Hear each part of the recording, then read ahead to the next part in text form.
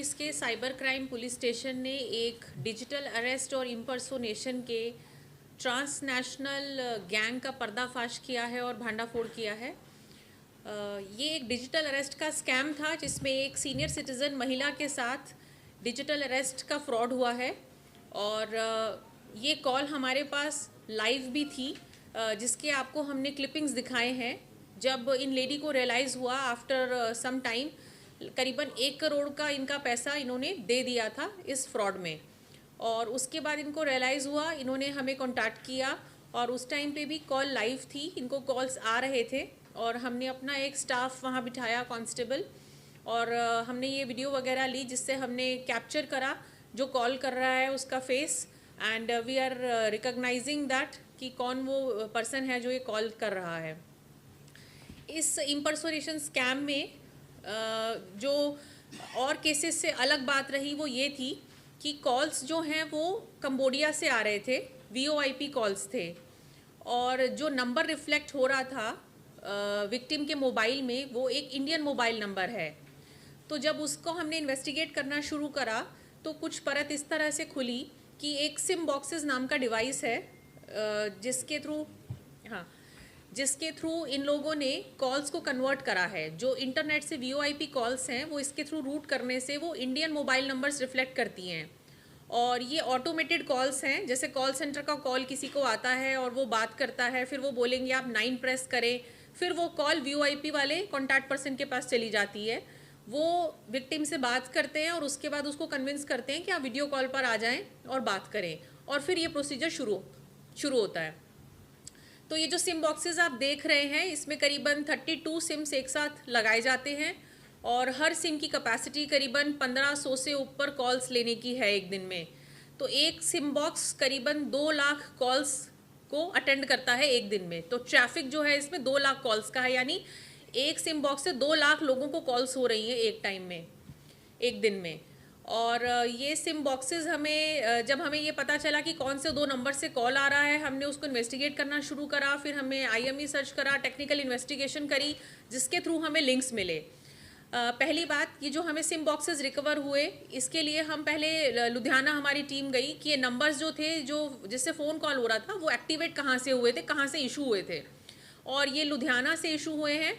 और हमारे पास फिर हमने लुधियाना में जो POS है, पॉइंट ऑफ सेल एजेंट्स हैं सिम कार्ड्स के, उनकी गिरफ्तारी हुई। उनके पास से हमें भारी मात्रा में सिम मिले और रिकॉर्ड्स मिले कि उन्होंने बल्क में सिम्स इशू करे हैं, और सिम्स इशू होने के बाद मेरठ में एक्टिवेटेड थे। यहाँ से सिम्स बल्क में ले जाए गए एक कैरियर के द्वारा, जिसको हमने अरेस्ट किया है। और मेरठ में कई सारे लोग ऐसे हैं जो इन सिम बॉक्सेस के साथ मल्टीपल सिम्स को यूज़ कर रहे हैं, जिसमें से 3 लोग हमने मेरठ से अरेस्ट किए हैं। अब बात आती है ये सिम बॉक्सेस ये कहाँ से आ रहे हैं। तो उसमें एक हमारे पास लीड मिली इन्वेस्टिगेशन में कि ये सिम बॉक्सेस जो हैं वो चाइना से आ रहे हैं, और चाइनीज़ कंपनी की ही इनकी मैन्युफैक्चरिंग है, क्विकटेल है और एक डिन स्टार है। इन 2 कंपनीज़ के हैं जो दोनों चाइनीज़ कंपनी हैं, और हमें इसके सबूत मिले हैं कि चाइना से कैसे सप्लाई हुए हैं और किस तरह से ये पूरा नेटवर्क शुरू किया गया है। हमारे पास एक एक्यूज्ड है शुभम नाम का, उससे हमें इंटरोगेशन में पता चला कि उसने फेसबुक पे वर्क फ्रॉम होम का ऐड देख के उसको ट्राई किया, उसको फिर टेलीग्राम के एक ग्रुप से ज्वाइन करवा दिया गया, और उसके बाद वो इस नेटवर्क में फंस गया कि कैसे सिम बॉक्सेस को चाइना से रिसीव करना है, कहीं एक जगह इंस्टॉल करना है, और ये सिम में कैसे वहाँ पर उसको इंस्टॉल करके और कैसे कॉल्स को रूट करना है।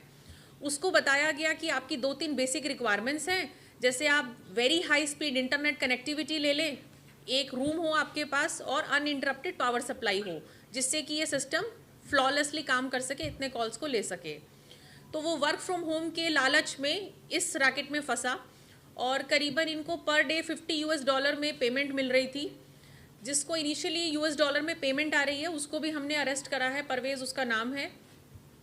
और अभी 2-3 लोग और ऐसे हैं जो मेरठ के हैं। परवेज़ को और सोहेल को अरेस्ट करने के बाद वो एब्सकॉन्डिंग है, उनकी हम तलाश कर रहे हैं। उनका भी इसमें नेटवर्क है, they are also receiving money, और वो काफ़ी सिम बॉक्सेस की डीलिंग करते हैं।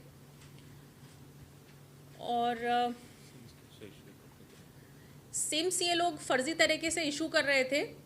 किसी का भी बायोमेट्रिक यूज़ कर रहे हैं, जैसे एक होता है पीओएस, एक होता है एजेंट। जो एजेंट होता है वो सर्टिफाई करता है कि हमने इसका बायोमेट्रिक लिया, तो या तो वो बायोमेट्रिक्स ले नहीं रहे हैं या फिर फर्जी किसी का बायोमेट्रिक यूज़ कर रहे हैं सिंथेटिक। तो कई बार होता है हम अपना बायोमेट्रिक्स इधर उधर दे देते हैं और वो सिंथेटिकली मिसयूज़ होने लगता है। तो इस तरह से ये लोग किसी और के नाम का सिम इशू करके, उसको पता भी नहीं है कि मेरे नाम का एक सिम इशू हुआ है और मेरे नाम पे गलत काम के लिए यूज़ किया जा रहा है, इस तरह से बल्क में ये सिम्स दे रहे थे।